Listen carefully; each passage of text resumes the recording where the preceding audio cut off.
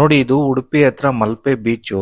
Malpe beach ಹತ್ರ ಶ್ರೀ ಕೃಷ್ಣನ ವಿಗ್ರಹ ಸಿಕ್ಕಿರುವಂತದ್ದು. ಶ್ರೀ ಕೃಷ್ಣನ ವಿಗ್ರಹ ಸಿಕ್ಕಿದ ಕೂಡಲೇ ಬೆಂಗಳೂರಿಂದ 18 ಬಸ್ಗಳನ್ನ ಮಾಡ್ಕೊಂಡು ಜನ ಅಲ್ಲಿಗೆ ಹೋಗಿ ಕೃಷ್ಣನ ವಿಗ್ರಹನ ಮಲ್ಪೆ ಬೀಚ್ ಇಂದ ಬೆಂಗಳೂರಿಗೆ ತಗೊಂಡ್ ಬರ್ತಾ ಇದಾರೆ. ನೋಡಿ, ಇದೇ ಅದು ಒಂದು ಸಿಕ್ಕಿರುವಂತ ಕೃಷ್ಣನ ಒಂದು ವಿಗ್ರಹ.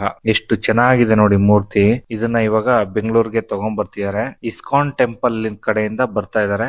ಇಸ್ಕಾನ್ ಟೆಂಪಲ್ ಗೆನೆ ಇದು ಸೇರುತ್ತೆ. ಆದ್ರೆ ಎಲ್ಲಿ ಇದು ಪ್ರತಿಷ್ಠಾಪನೆ ಆಗುತ್ತೆ ಅನ್ನೋದು ಗೊತ್ತಿಲ್ಲ. ಆದ್ರೆ ಬೆಂಗಳೂರಿಂದ ಒಂದು 18 ಬಸ್ ಇಂದ ಬಂದಿದ್ದಾರೆ ಅನ್ನೋದೊಂದು ವಿಷಯ ತಿಳಿತು. ಅಷ್ಟು ಜನ ಬಂದು ಶ್ರೀ ಕೃಷ್ಣನ ವಿಗ್ರಹವನ್ನ ಬೆಂಗಳೂರಿಗೆ ಮಲ್ಪೆ ಬೀಚ್ ಇಂದ ಬೆಂಗಳೂರಿಗೆ ತಗೊಂಡು ಹೋಗ್ತಾ ಇರುವಂತ ದೃಶ್ಯಗಳು. ಈ ವಿಡಿಯೋ ನೋಡೋ ಸುಮಾರು ಜನಗಳಿಗೆ ಅನ್ಸೋದೇನಪ್ಪಾ ಅಂತ ಅಂದ್ರೆ, ಸಮುದ್ರದಲ್ಲಿ ಒಂದು ವಿಗ್ರಹವನ್ನ ಯಾರೋ ಇಟ್ಟಿರ್ಬೋದು, ಇಲ್ಲ ಹಾಕಿರ್ಬೋದು, ಅದು ತೇಲ್ಕೊಂಡು ಸಮುದ್ರ ದಡಕ್ಕೆ ಬಂದಿದೆ, ಅದನ್ನ ತಗೊಂಡು ಇವಾಗ ಬೆಂಗಳೂರಿಗೆ ಹೋಗ್ತಿದ್ದಾರೆ ಅನ್ನೋ ಒಂದು ಮನಸ್ಥಿತಿ ಬರ್ಬೋದು, ಇಲ್ಲಾಂದ್ರೆ ಆಲೋಚನೆ ಬರ್ಬೋದು. ಆದರೆ ಈ ಒಂದು ಕೃಷ್ಣನ ವಿಗ್ರಹದಿಂದ ಎಷ್ಟೋ ಕುಟುಂಬಗಳಿಗೆ ಜೀವನ ಅಭಿವೃದ್ಧಿ ಆಗುತ್ತೆ, ಮತ್ತೆ ಎಷ್ಟೋ ಜನರಿಗೆ ಕೆಲಸ ಸಿಕ್ಕುತ್ತೆ. ಆ ಊರು ಹಂಗಂದ್ರೆ ಈ ಪ್ರತಿಷ್ಠಾಪನೆ ಮಾಡ್ತಾರಲ್ಲ, ಆ ಊರ ಅಕ್ಕಪಕ್ಕ ಅಭಿವೃದ್ಧಿ ಆಗುತ್ತೆ. ಇಂಥದ್ದೆಲ್ಲ ಒಂದು ಪವಾಡ ನಡೆಯುವಂತ ಒಂದು ವಿಗ್ರಹ ಅಂತಾನೆ ಹೇಳ್ಬೋದು, ಕೃಷ್ಣನ ವಿಗ್ರಹ. ಅದಕ್ಕೋಸ್ಕರ ಎಲ್ರು ಹರೇ ಕೃಷ್ಣ ಕೃಷ್ಣ ಕೃಷ್ಣ ಹರೇ ಹರೇ,